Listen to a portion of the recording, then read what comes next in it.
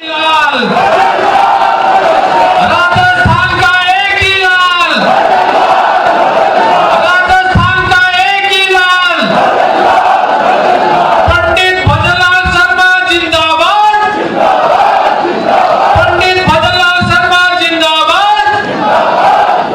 आदरणीय श्रीमान भजनलाल जी शर्मा। बोलिए भारत माता की। ये बीकानेर की आवाज तो पाकिस्तान तक जानी चाहिए ना, ये बॉर्डर का जिला है, इसलिए दोनों हाथों की मुट्ठी खींचेंगे और जोर से बोलेंगे भारत माता की, भारत माता की, भारत माता की, वंदे वंदे। आज की इस विभाजन विभीषिका स्मृति दिवस के इस संगोष्ठी के कार्यक्रम में मंच पर विराजमान आपके अपने ही लाडले देश के कानून मंत्री माननीय अर्जुराम जी मेघवाल साहब, आपके यहाँ के अपने ही और मेरी कैबिनेट में मेरे साथी भाई सुमित गोदारा जी, आपके अपने ही शहर की लोकप्रिय विधायक सुश्री सिद्धि कुमारी जी, शहर के विधायक भाई जेठानंद जी, खाजूवाला के विधायक डॉक्टर विश्वनाथ मेघवाल, डूंगरगढ़ के विधायक भाई ताराचंद सारस्वत जी, कोलायत के विधायक भाई अंशुमान भाटी जी, पार्टी की जिला अध्यक्ष सुमन छाछेड़ जी, ग्रामीण के अध्यक्ष भाई श्याम पंचारिया जी, प्रदेश के मंत्री भाई विजेंद्र पूनिया जी, जिले के प्रभारी दशरथ सिंह शेखावत जी, और इस यात्रा के तिरंगा यात्रा के विभीषिका कार्यक्रम के प्रभारी हमारे दौंद के विधायक भाई गोवर्धन वर्मा जी, भाई ओम सारस्वत जी, राम गोपाल सुतार जी, बिहारी लाल बिश्नोई जी, चंपालाल गेदर साहब, अवनेश महर्षि जी, श्रीमती सुशीला राजपुरोहित जी, अविनाश जोशी जी, राजेंद्र पवार जी और मंच पर बैठे सभी नेतागण और इस कार्यक्रम में आए मेरे मोतियों से महंगे मेरे भाई और बहनों, सबसे पहले तो मैं आप सभी का अभिनंदन करता हूं, वंदन करता हूं, आप सभी को मैं प्रणाम करता हूं।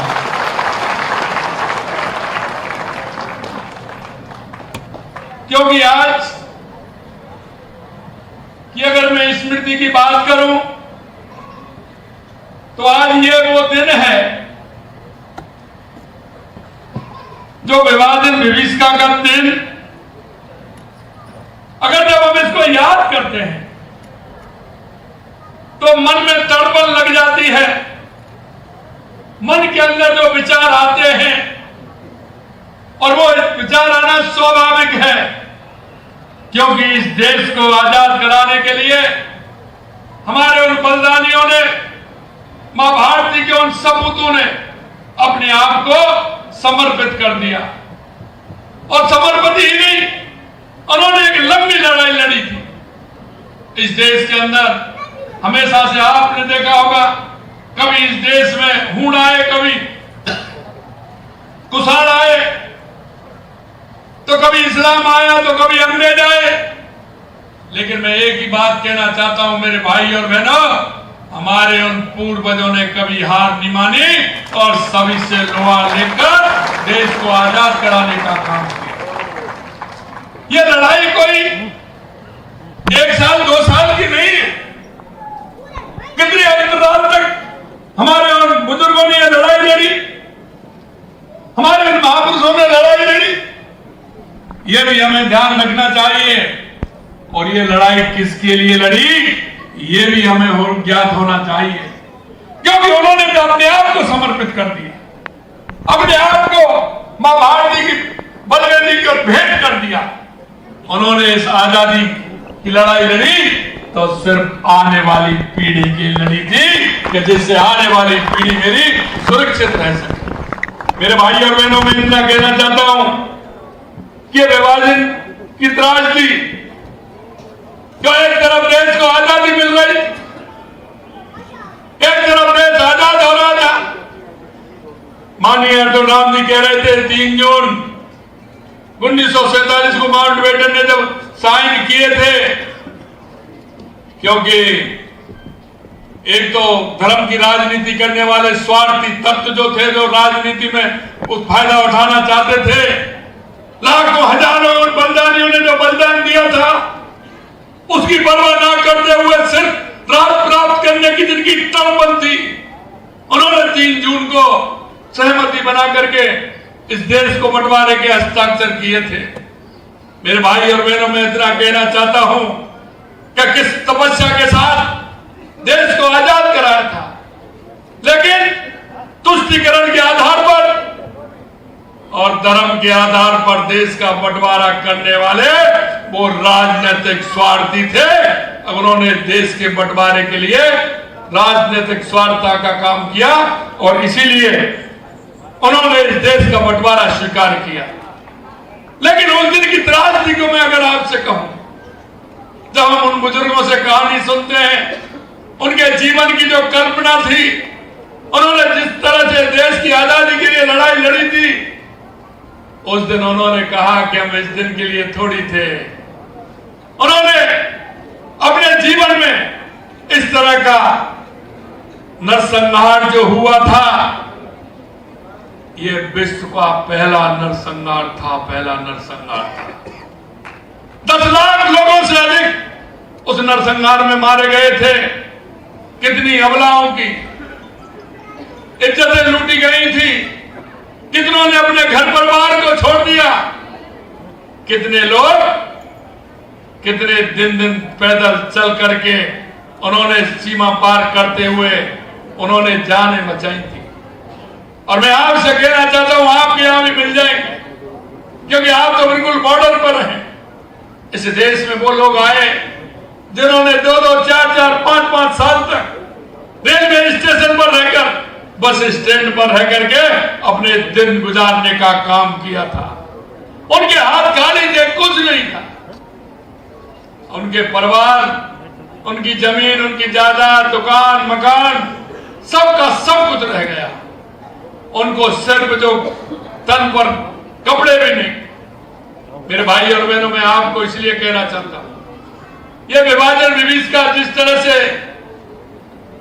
एक दंश दिया और दंश दिया, तो इस कांग्रेस पार्टी ने दिया, क्योंकि उनकी जो राजनीतिक महत्वाकांक्षा थी, उन महत्वाकांक्षा के चलते उन्होंने देश की तरफ नहीं देखते हुए ये विभाजन विभीषिका का उन्होंने एक कांटे को बोने का काम किया। मैं आपसे एक ही निवेदन करना चाहता हूं, आपने देखा होगा देश में कितनी रियासतें थी। सरदार वल्लभ भाई पटेल ने सभी रियासतों को एक करने का काम किया, देश को एक अखंड बनाने का काम किया। जवाहरलाल नेहरू जी के पास सिर्फ एक रियासत थी, एक रियासत, और वो भी थी जम्मू कश्मीर। और जम्मू कश्मीर की स्थिति आप देख रहे हैं, किस तरह से जम्मू कश्मीर की स्थिति उन्होंने खराब की।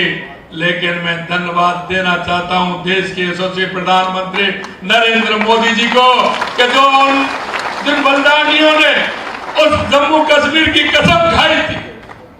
ऐसे लोगों ने, डॉक्टर श्यामा प्रसाद मुखर्जी जैसे लोगों ने कहा था कि कश्मीर हमारा है, कश्मीर के अंदर जाएंगे, कश्मीर भारत का अंग है। और हम भी कहते आए, जहां हुए बलिदान मुखर्जी, और देश के यशस्वी प्रधानमंत्री नरेंद्र मोदी जी ने करके दिखा दिया कि धारा 370 समाप्त करके आज कश्मीर भारत का एक अंग के रूप में है। मैं आपसे इतना कहना चाहता हूं मेरे भाइयों, जो पाकिस्तान के अंदर, अफगानिस्तान के अंदर, बांग्लादेश के अंदर जो हिंदू भाई रहते, लंबे समय से रहते थे और वहां की त्रासदी के कारण वो भारत में आए, 70 साल में इस कांग्रेस ने उन भाइयों को क्या दिया? अगर वो भाई थे तो हमारी नागरिकता ग्रेड भी नहीं कर सकते थे, उनके बच्चे पढ़ नहीं सकते थे।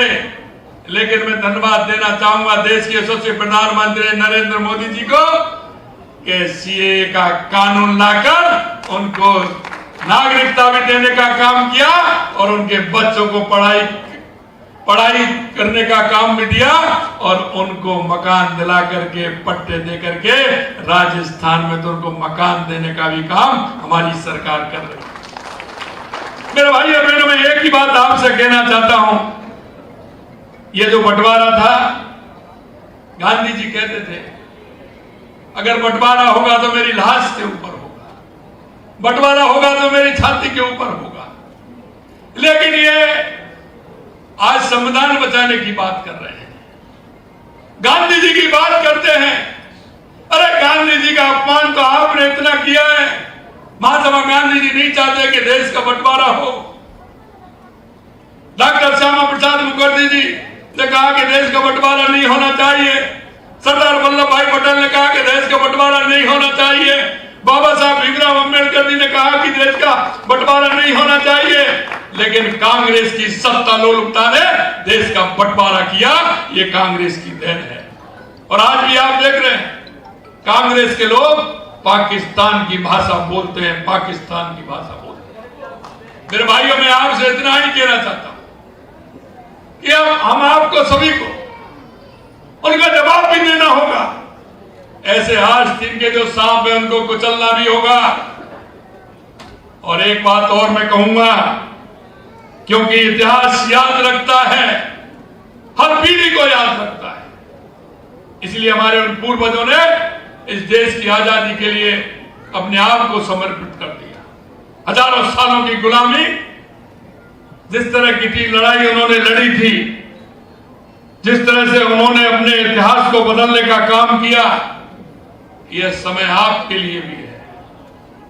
देश को हमें मजबूत बनाना, एकता अखंडता की मिसाल बना करके चलना है। क्योंकि कांग्रेस के लोग वही भाषा बोलते हैं जो पाकिस्तान बोलता है, वही ये बोलते हैं।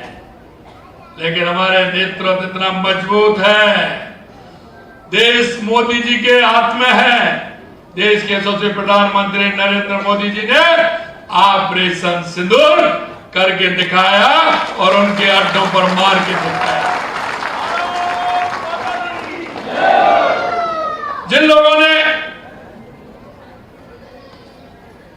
आपने देखा होगा, जिन्होंने थोड़ा सा सर उठाया उनको वहीं मारा, आतंकवादियों को, और उनके एयर बेस थे उनको भी समाप्त करने का काम किया। और ऑपरेशन सिंदूर आपने देखा जिस तरह से प्रधानमंत्री जी के नेतृत्व में हमारी सेना ने काम किया, वो आपके सामने है।